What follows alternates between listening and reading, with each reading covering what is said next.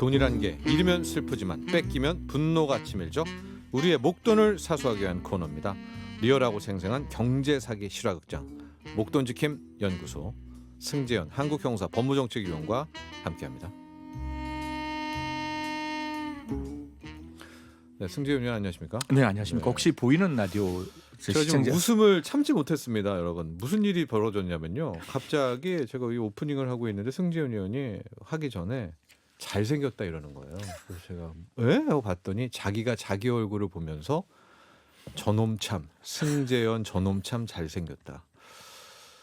좀 언제부터 이렇게 좀 아픔이 있었던 거죠, 우리 승재현이요?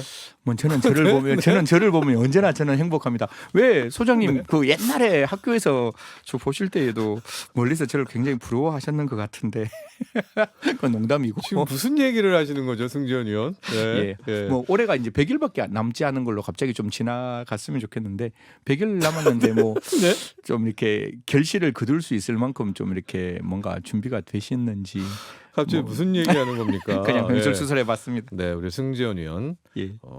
거울을 보면서 항상 그런 말 또 하나요? 아이고 잘생겼네 이런 말. 지금 방금 전에 했던 그런 예, 말. 자기 자신에 대한 확신은 언제나 하고 있습니다. 그리고 뭐 반드시 외워야 되거나 반드시 기억해야 될 거는 그날 저녁 샤워하면서 내 거울을 보고 언제나 이야기하죠. 너는 반드시 할 수 있다고. You can do it. 자기 자신을 사랑하는 남자. 나르시즘의 확신. 예, 예. confidence. 왜 제가 이야기를 꺼내냐면 또 한 명의 확신, 자기 확신과 컨피던스가 넘쳤던 한 사람으로 인하여 이게 지금 액수가 추정이 안 되는 그렇죠. 손실과 피해와 이게 사기냐 아니면 새로운 컨텐츠냐 아니면 뭐 이게 대단한 CEO냐 뭐 여러 가지 논란을 불러일으키고 있는 암호화폐 테라의 창시자 또 테라 루나도 같이죠. 그렇죠. 권도영 씨. 이 권도영 씨와 관련된 내용인데 아직 안 잡혔지 않습니까? 그러니까 그렇죠. 어떤 내용을 지금 이걸 다뤄준다는 거죠? 그 전에 그 청취자분들께 도대체 그냥 개념은 나오는데 도대체 루나 그다음에 테라가 어떤 개념인 건지 네. 그리고 이게 앞으로도 스테이블 코인이라는 게 루나와 테라 말고도 굉장히 많아요. 그런데 이게 정말 제대로 된 알고리즘에서 만들어진 정말 스테이블 안정적인 진짜 1달러를 보장할 수 있는 코인인 건지 좀 한번 전반적으로 같이 고민해보고 지금 이제 권도영 씨는 자기는 도망갔지 않았다라고 이야기를 해요. 수사에 언제나 협조하고 있다라고 주장은 하지만 맞습니까? 검찰이 거기에 대해서 완전히 반박하는 거예요. 연락이 지금 됩니까 안 됩니까? 검찰은 연락을 안 되는 듯하고 네. 그냥 SNS에 권도영 씨가 하는 이야기가 가끔씩 올라오고는 있는데 예. 저도 검찰 관계자한테 조금 물어보니까 지금 같은 경우에는 분명히 외국에 도망갔는 게 맞고 우리나라에서 체포영장이 발부되었기 때문에 그냥 저는 권도영 씨가 정말로 제대로 된 알고리즘을 통해서 정말 코인을 발명했고 그 발명이 우리나라의 자본시장법에 위반되지 않는다면 유사수신행위에 위반되지 않는다면 좀 수사에 적극적으로 좀 협조하는 게 타당하지 않을까. 사실 제가 우리 소장님은 다 알고 계시지만 네. 시청자분들은 모를 것 같아서 루나가 1코인에 한 10만 원 정도 됐는 적이 있어요. 네. 10만 원 됐는 적이 있는데 그게 99원, 네. 100원으로 떨어졌거든요. 그러면 얼마로 떨어졌는가 하면 99%가 네. 떨어졌는 거예요. 네. 그러니까 5월 6일 날 약 10만 원이 불과 한 6일 정도 지난 시점에서 100원 99%가 떨어졌다라고 이야기하니까 네. 사실 이게 제일 처음에 제가 그 알고리즘을 봐도 굉장히 이렇게 멋들어진 알고리즘이거든요. 그러니까 내 테라는 언제나 1달러는 반드시 스테이블하게 유지되는 사실 제일 처음에 우리의 단가가 1원 밑에 있는 단가가 없기 잠깐만요. 때문에 너무 이렇게 이 말이 이어가니까 예, 끊어야 될 것 같은데요. 오케이. 자, 그래서 이렇게 좀 해볼게요.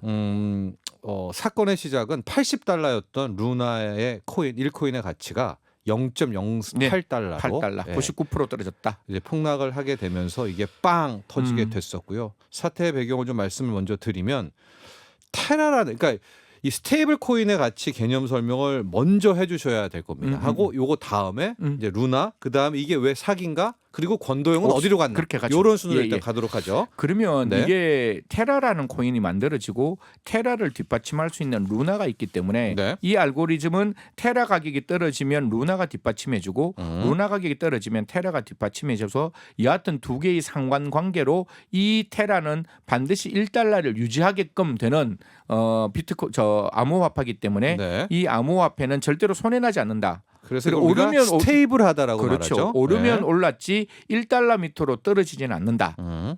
그렇게 해서 만들어진 코인인 거죠. 이 테라와 같은 게 테더라고 있습니다.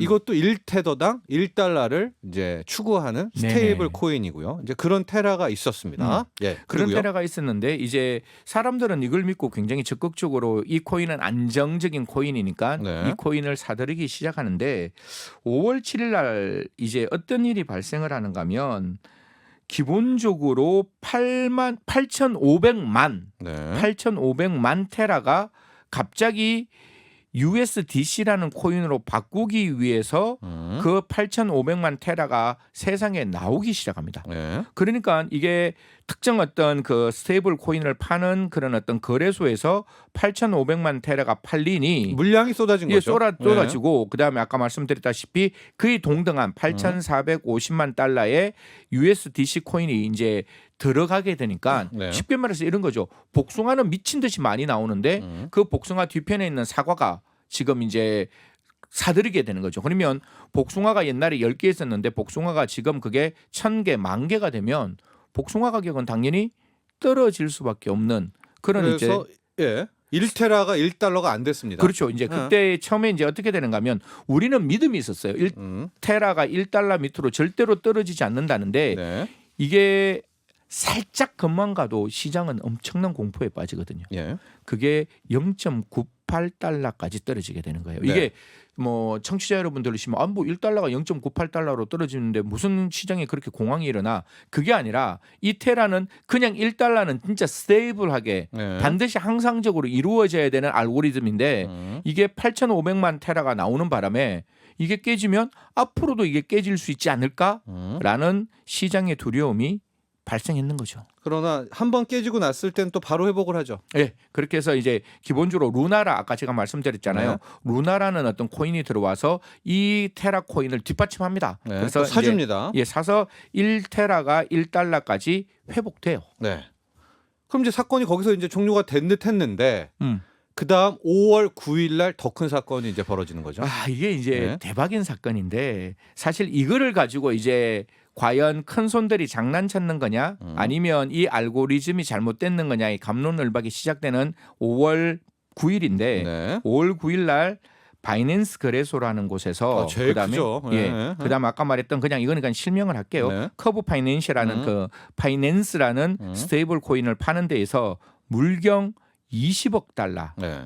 상당의 테라가 대량 매도되기 시작합니다. 그 3조 원에 육박하는 그렇죠. 물량이 또 나와요. 테라가. 3조가 확 나오니까 네. 이게 다시 한번 1대1 비율이 깨지면서 0.987달러까지 떨어지는 거예요. 네. 그러면 두 번 시장이 깨지는 거잖아요. 네. 금이 가니까 혹시 대공황이 일어났을 때에도 진짜 돈이 없어서 대공황이 일어나는 게 아니라 은행을 못 믿어서 대량 인출이 발생해서 대공황이 발생하는데 네. 사실 이러한 어떤 테라를 가지고 있는 은행 어떻게 보면 테라를 만든 은행 이름이 앵커 프로토콜이라는 곳이 있는데 그 장소로부터 모든 테라가 빠져나오기 시작합니다. 그러니까 테라가 빠져나오기 시작하니까 테라 가격은 굉장히 가파르게 더 떨어지는 순간 그러니까 테라 매도가 이제 계속 여기저기서 그렇죠. 다 나오는 거죠. 계속 나오는 네. 거죠. 네. 그럼 테라가 확 떨어지니까 이제 루나가 그걸 뒷받침해 줘야 되는데 네. 루나가 그걸 뒷받침을 못 해주는 거예요. 네. 그러니까 테라가 떨어지면 루나가 뒷받침해서 루나 때문에 아까 그치 테라가 1달러로 유지돼야 되는데 네. 루나가 뒷받침 못하니까 그럼 어떤 느낌이 드는가 하면 그럼 테라를 더 팔아야겠다. 네. 그럼 테라를 더 파니까 루나 가치는 더 떨어지는 거고. 루나도 팔아야 돼. 루나 물량도 또 나오죠. 그렇죠. 그러니까 네. 이게 흔히 말해서 죽음의 나선이라 그래서 네. 테라와 루나가 동시다발적으로 상상할 수 없을 정도로 떨어지는 나선의 어떤 지옥형이 만들어지고 네. 그게 아까 말씀드렸다시피 10만 원이 100원으로 떨어지는 네. 어떻게 보면 굉장히 3, 4일 이내에 드라마틱하게 99%가 이제 가격이 떨어지는 상황이 발생하게 되는 겁니다. 자, 그리고 이제 쟁점은 그런 사건이 권도영 씨의 사기성이냐 아니면 뭐 알고리즘상 어쩔 수 없었는가 의도된 거였는가 아닌가 이제 여기가 되게 많은 썰이 있는 거 아니겠습니까? 그렇죠. 이제 네. 두 가지 가장 큰 이제 대표적인 것은 아까 말했다시피 헤지 펀드 개입설인데 네. 그래서 의도적으로 한 코인을 죽이기 위해서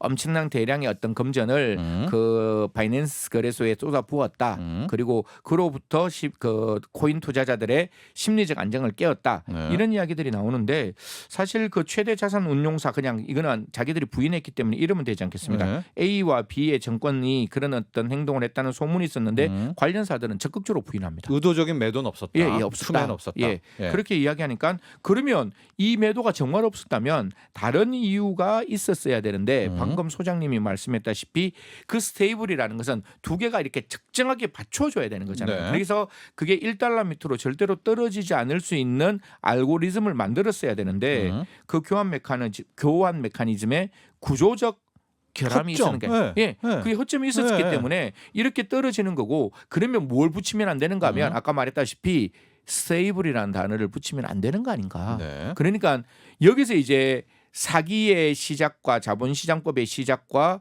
그다음에 유사수신행위의 시작이 되는 건데 여기서 이거는 가설입니다. 아직까지 수사가 진행되는 과정이라서 제가 A다 B다 단언을 할 수 없으니까 네. 만약에 이걸 알고 있었는데 투자자들에게 이게 스테이블 코인이고 절대로 1달러 밑으로 떨어지지 않는다라고 그 권도영 씨는 이 알고리즘의 결함을 알았음에도 불구하고 그거를 속이고 팔았느냐.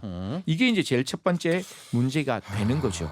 우리가 보통 스테이블 코인 만약에 뭐 1테더다 혹은 이게 1달러다라고 하는 가장 기본은요. 그만큼의 달러를 갖고 있던가. 그렇죠. 금을 갖고 있던가. 그걸 보고 사람들이 안 떨어져. 저건 1달러짜리야. 저 1코인이 맞습니다. 이런 믿음일 텐데 이 테라 같은 경우에는 루나라는 걸로 그렇죠. 보이지 않는 또 다른 코인으로. 알고리즘으로 1달러를 유지한단 말입니다.